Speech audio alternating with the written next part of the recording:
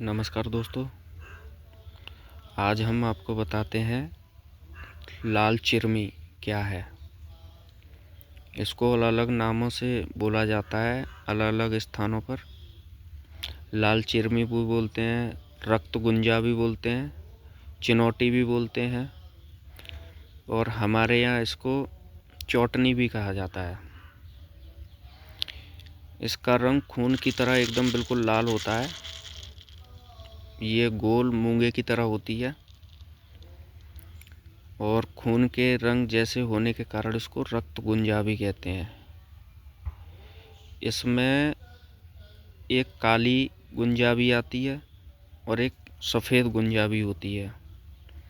यह आयुर्वेदिक औषधि है, बहुत अच्छी। और इसका जो प्रयोग है बहुत लाभकारी सिद्ध भी होता है।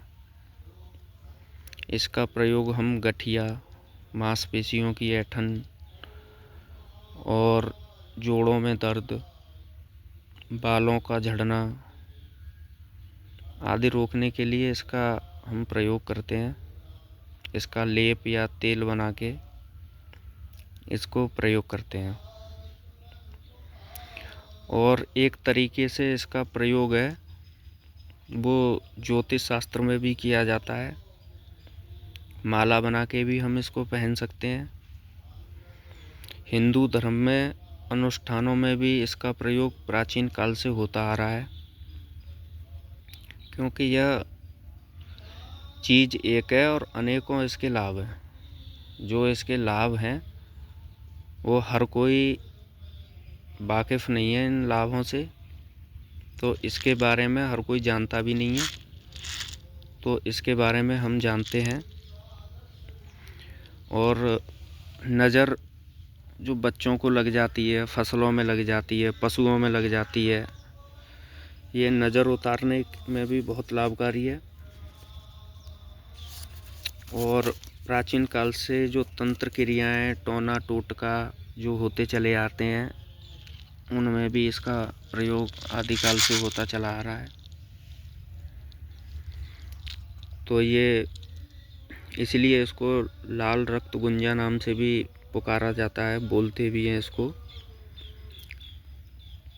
और इसका नुकसान ये है कि आपको इससे सीधे बचने की सलाह दी जाती है, क्योंकि इसके जो बीज है ये बहुत ही प्यारा है और अच्छा भी है। 2 रंग का है, काला और लाल। लेकिन ये बहुत ही जहरीला है मित्रों। इतना जहरीला है कि इससे जो सेवन है उससे बचना चाहिए, क्योंकि इसका जो प्रयोग किया जाता है आयुर्वेदिक में भी, तो इसका पहले शोधन किया जाता है। इसका शोधन करने के बाद ही इसको प्रयोग में लाया जाता है, क्योंकि डायरेक्ट इसको लेने से सीधा हम इसका उपयोग करेंगे या सेवन करेंगे तो ये हमारे लिए मौत का कारण भी बन सकती है। ये इतनी खतरनाक चीज़ है, लेकिन देखने में इतनी प्यारी है कि कितना अच्छा है। और इसमें जो जहरीले तत्व होते हैं,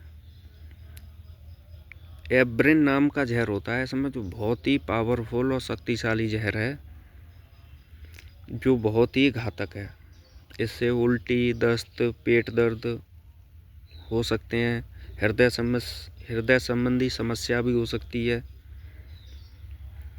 तो इसका सेवन बिना डॉक्टरी सलाह, बिना आयुर्वेदिक या हकीम की सलाह के नहीं करना चाहिए, क्योंकि अगर इसका सेवन किया तो बहुत ही गंभीर नुकसान हो सकता है। हार्ट भी डैमेज हो सकता है, किडनी भी फेल हो सकती है, लीवर भी डैमेज हो सकता है, और भी समस्याएं बन सकती हैं। इसका पौधा तक विषैला होता है। बच्चों और गर्भवती महिलाओं को अगर ये किसी के यहाँ हो तो उनसे इनको दूर रखें।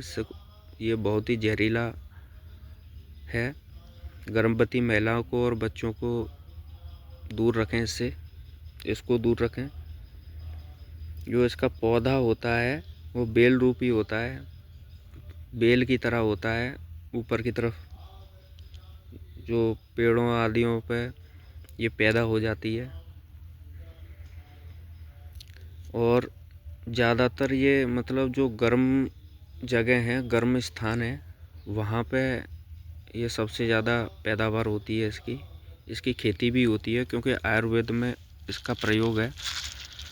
तो इसकी जो खेती है वो खेती भी होती है इसकी, और बहुत अच्छे स्तर पे होती है, क्योंकि ये कई चीज़ों में उपयोग इसका होता है आयुर्वेदिक में। ये आयुर्वेदिक पौधा है एक इस तरीके से।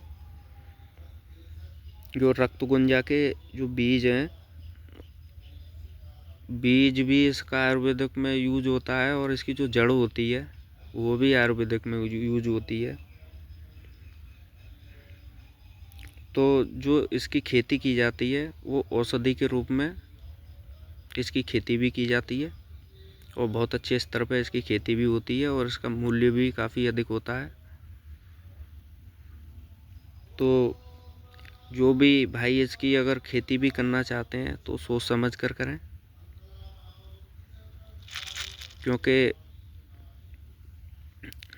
औषधि जो चिकित्सा है उसमें इसकी डिमांड भी रहती है। ऐसी बात नहीं है कि डिमांड नहीं है, ये एक व्यर्थ है या इसका यूज नहीं है या ये उपयोग नहीं है, इसकी बहुत डिमांड होती है।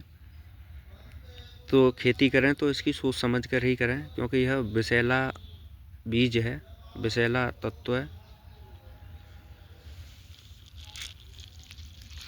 तो सभी किसान भाई अगर इस चीज़ से सहमत हों तो वीडियो को लाइक करें, सब्सक्राइब करें, कमेंट करें और शेयर करें। आपका दिन शुभ हो। धन्यवाद। और भी जानकारी पाने के लिए प्लीज़ आप सपोर्ट करते रहें। धन्यवाद।